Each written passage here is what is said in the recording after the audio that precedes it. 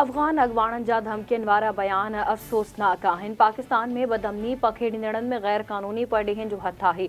दहशतगर्दनि ख़िलाफ़ अफ़गान हुकूमत के बि असराइता क़दम न खयां। पाकिस्तान दहशतगर्द कार्रवायुनि बाबति ॼाण अफ़गान हुकूमत खे फ़रहाम कई। निगरान वज़ीर आज़म अनवारुल हक़ काकड़ जी प्रेस कॉन्फ्रेंस संदसि चवणु आहे त रज़ाकाराणे तौरु वापसि ईंदड़ अफ़गान शहरियुनि खे इज़त ऐं एहतराम सां मोकिले रहिया आहियूं। अफ़गानिस्तान पारां हाकारी रद्दअमल न अचण त पंहिंजा मामला पाण ठीकु करण जो फ़ैसिलो कयो। अफ़गान ट्रांज़िट ट्रेड खे जारी रखंदासीं। बॉर्डर क्रॉसिंग ते सरहदी अख़्तियारी पनाहगीरी खे वापसि में मदद फ़रहाम करे विया आहियूं।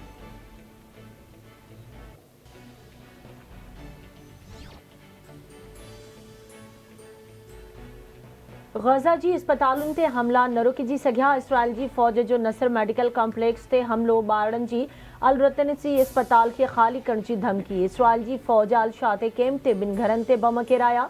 इसराइली फ़ौज जे हमलनि सबबि गुज़िरियल 24 कलाकनि दौरान वधीक 300 फ़लस्तीनी शहीद थी विया। शहीद थियल फ़लस्तीनियुनि जो अंग 10,300 थी वियो। शहीद थियलनि में 4,237 ॿारड़ा शामिल।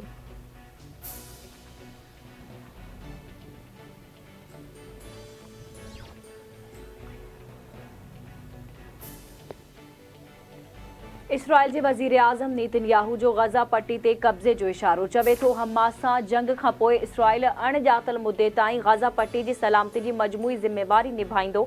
असां हमास जूं केतिरियूं सुरंगूं तबाह करे छॾियूं आहिनि। गज़ा जो घेरो करे शहर जे अंदरि कार्रवाई करे रहिया आहियूं। हिज़्बुल्लाह जो जंग में ट्रपो ॾियणु सभ खां वॾी ग़लती हूंदी।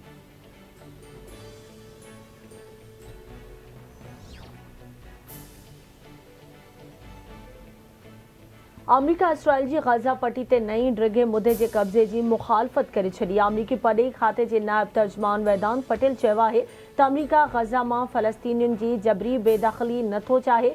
गज़ा ते ॿीहर कब्ज़े जी हिमायत नथा करियूं। अमरीका पारां पाकिस्तान जी सिक्योरिटी फोर्सिस ऐं ठिकाणनि ते हमले ते अफ़सोस जो इज़हार।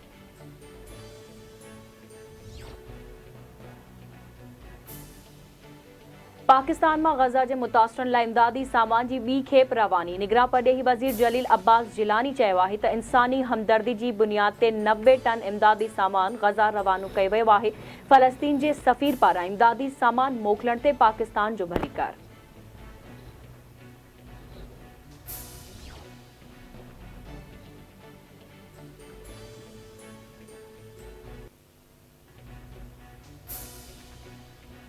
पीपुल्स पार्टी के खिलाफ चूंडू विढ़ंदड़नि खे भलीकार चवां थो। पीटीआई जी हुकूमत के इक़्तिदार ख़ातिर न पर अवाम जी ख़िदमत लाइ घर भेड़ो कयो हो।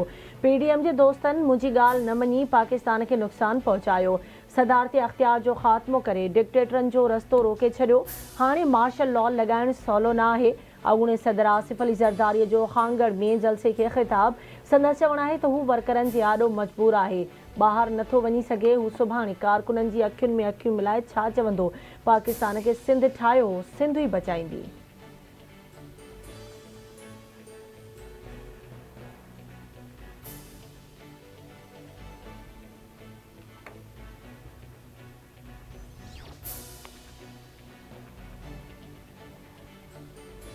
मुस्लिम लीग नून ऐं MQM आम चूंडूं गॾिजे विहण जो ऐलान करे छॾियो। शहबाज शरीफ जी दावत ते ख़ालिद मक़बूल सिद्दीकी जी सरबराही में MQM वफ़द जे रायवंड में नवाज़ शरीफ सां मुलाक़ात। रुगो चूंडुनि लाइ गॾिजी न विढ़ंदासीं पर मुल्क जा मसला बि हल कंदासीं।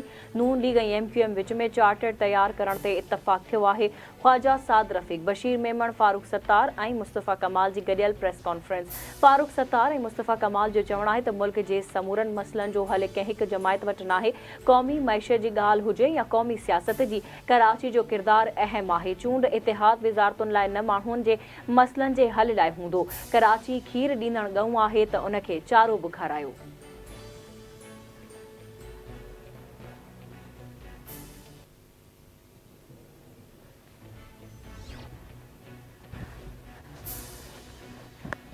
पीपुल्स पार्टी चेयरमैन बिलावल भुट्टो ज़रदारी सां पार्टी अॻवाननि जी मुलाक़ात। शगुफ्ता जुमानी, रुबीना कायम खानी, डॉक्टर महरीन भुट्टो ऐं सादिया जावेद शामिल। ईंदड़ आम चूंडुनि में औरत उम्मीदवारनि जी शमूलियत जे हवाले सां ख़यालनि जी ॾे वठि।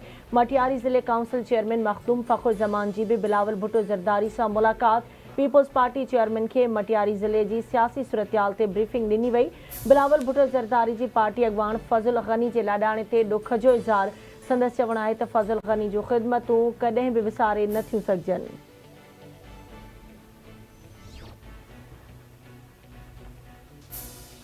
बख्शापुर ऐं भरपासे वारनि इलाइक़नि मां उरड़ी जे मर्ज़ ते ज़ाब्तो अची न सघियो। ॻोठ बका मोहम्मद जखराणी में उरड़ी विघे ॿारड़ो फौत। चईन मरियन जो गुलहाजी जखराणी उरड़ी विघे फौत थी वियो। हेल ताईं सिहत खाते पारां उरड़ी जे मर्ज़ ते ज़ाब्तो आणण लाइ के बि जोॻा उपाउ न वरिता विया।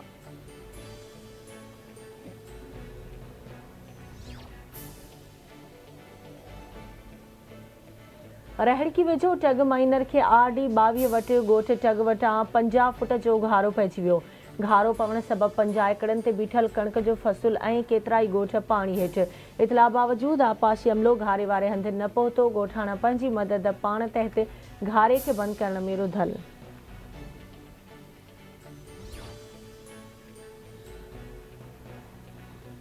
ऐं शहदादपुर वासी टैक्सी ड्राइवर 3 ॾींहनि खां पुरस्रार नमूने गुम। असगर अली चांडियो सखर वञण बाद कार समेत पुरस्रार नमूने गुम थी वियो। वारसन पारां अगवा जो शक ज़ाहिर। थाणे ते रिपोर्ट दाख़िल। वसवारनि खे ॻोल्हा में मदद जी अपील।